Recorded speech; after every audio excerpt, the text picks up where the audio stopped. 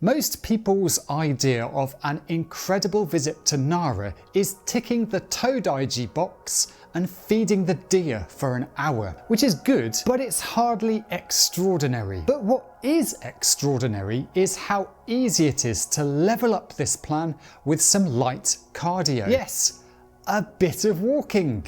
Gardens isn't the first thing that springs to mind when I think of Nara, but here at Isuien you actually get 2 for the price of 1. And not just any old gardens. Isuien quality is just as top-notch as any that Kyoto can pitch against it. The front garden was created back in the 17th century and it's purposely designed to sever links from the outside world. It was created by a wealthy merchant called Kiyosumi Dosei back in the 1670s. Kiyosumi also wanted a place to kick back here, which is why we have this magnificent thatched tea house in the front garden area. Remember this house because there's a callback later. Although you're not too far away from the busiest area of Nara, it actually does feel very secluded here, even when you're faffing around on the gram. And if you stop snapping for a moment, you'll be able to hear the water flowing in the small stream running near to the tea house. What I particularly enjoy are the details of this old school garden. The large rocks along the side of the pond, as well as the stone lanterns dotted about the place, are the telltale signs that this garden has been here for hundreds of years. So take your time to admire this long perfected oasis that'll be here long after you're not.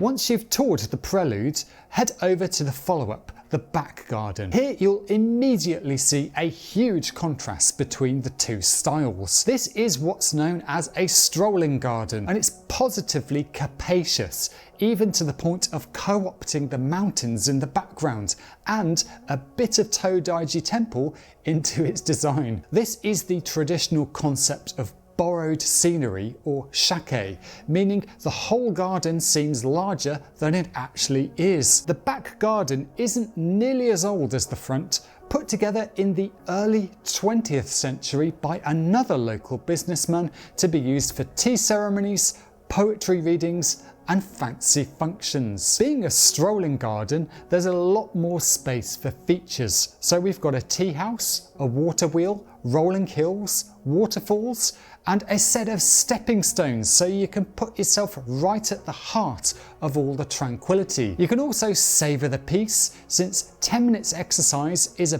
bit much for those crowds who are busy feeding the deer. Isuien looks stunning in the autumn, but don't let that put you off if you're in Nara at another time. Gardens like this are designed to thoroughly recharge your batteries during any of the 4 seasons. Now, if you're enjoying this tour through Nara's less travelled side, I'm sure you'll love my ebook, Japan Out There Kansai Edition. It's full of secret spots from around Kyoto, Osaka, Nara and beyond, all to guarantee you a properly unique trip, rather than the same old top 5 spots checklist tour you'll find all over YouTube. I handpicked all the destinations to make sure you have an incredible Japan adventure, and I've also packed in lots of handy tips so you'll look like you've already been to these places even though it's actually your first time. Check out the link in the pinned comment or scan this QR code.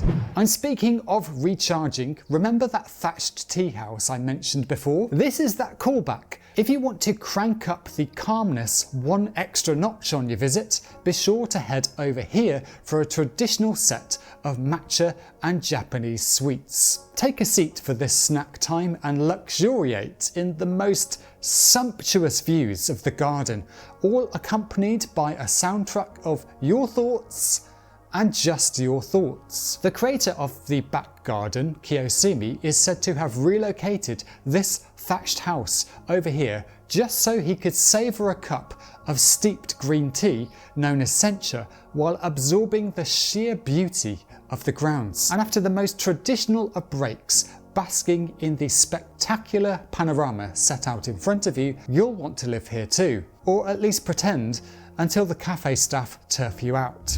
For the next 2 spots, you'll need to take a leisurely walk across the city to an area most visitors never get to, either for lack of time or imagination, or perhaps both. But since we don't have those problems, we're going to go back in time to the properly old school NARA. Translated, this means Nara town, and in the old merchant area you can find plenty of old machiya. Now you thought machiya only existed in Kyoto, didn't you? Oh dear. Anyway, these are old-fashioned townhouses designed with a built-in tax dodge. They're deliberately narrow at the front. Here at Nigiwai no Ie, everything is set up as it would have been back in 1917, when it was built by a wealthy antique dealer. Now perhaps 1917 doesn't sound very old to you, but I'd say that this house certainly resembles even more ancient machiya. And as you might know, Japan tends to have quite large earthquakes every now and then, so it's not that easy for machiya to survive. My favourite spot here is the small but perfectly formed courtyard with the magnificent round window. I can picture people in the past looking out to check the weather, or maybe glancing across the rest of the house trying to track down other family members when dinner was ready. Over in the rest of the house there are a couple of details you'll want to look out for. In the altar room, check around the alcove edge for some intricate golden dragon designs as well as flowers on the ceiling. Then try to find these traditional Edo paintings on the front of these old-fashioned storage cabinets. Certainly beats IKEA, wouldn't you say? There's an enormous 100-year-old wood-fired stove in the passageway, and one of the alcoves, which might be this one, is actually made using old wood from Todaiji Temple itself. I guess in Nara, nobody can escape that temple completely. So we've had a double garden and a trip back in time, but how about a double trip back in time? Because at the nearby Naramachi Karakuri Toy Museum, you can enjoy going back to the days when your age was in the single digits, at the same time as sampling Japanese childhood through the fashions of centuries gone by. Right inside another of Naramachi's preserved townhouses, this museum focuses on mechanical toys from the Edo period, aka the 17th century in Japan. The toys here were all reproduced using writing and pictures from the time, but these are just as ingenious as any electronic child's plaything you might find in Al's Toy Barn today. What I love about this museum is the boundless enthusiasm of the volunteers. They'll show you how to properly operate these toys, because sometimes it's not immediately obvious, as well as tell you all the background details. Some of the volunteers will even get competitive with you, as in the past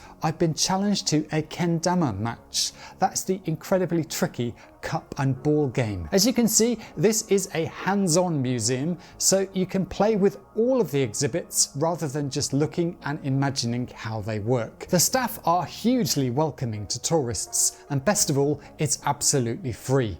And since it's almost completely free of crowds, that's priceless to me. For the final 3 hidden treasures in Nara, we need to head back to Nara Park and venture deep into the forests up in the hills. First, we reach Kasuga Taisha, the most important shrine in the whole of Nara. This shrine is positively ancient, dating back to the year 768, when Nara was the capital of Japan. From the outside, you'll spot the same regal orange as you find at Fushimi Inari Stadium. But as you explore this shrine, you'll realize that the star attraction here isn't gates, it's the lanterns. It seems like every approach to the shrine has stone lanterns lining each pathway, and once you get inside, you'll find countless bronze lanterns hanging from the ceilings of sloped walkways. Kasuga Taisha is supremely well known for its lanterns, and with over 3,000 of them on site,